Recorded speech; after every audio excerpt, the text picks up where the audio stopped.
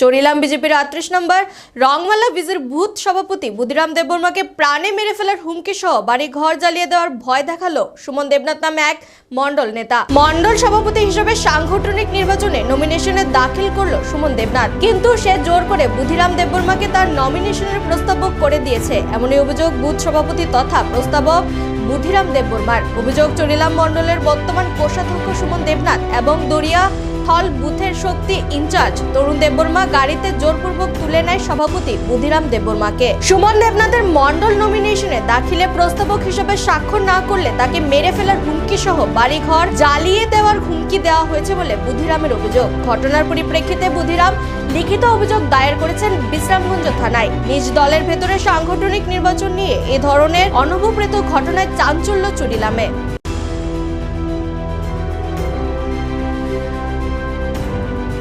বুধিরাম Debbarma Rangmala booth number 34-এর president.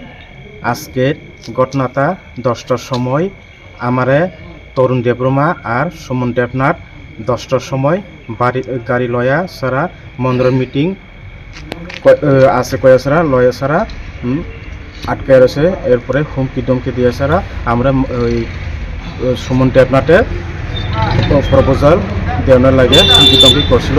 যদি proposal না দিলে আমাকে প্রাণে বাড়িঘর পড়িয়ে দিব আর বাগান পড়িয়ে দিব কয়ে ছাড়া আমি আজকের ও থানা বিশ্রামগঞ্জ থানাতে আয়া ছাড়া অভিযোগ করছি। কার নামে? সুমন দেবনাথ। কোনখানে বাড়ি? ওই লাইসুমরা।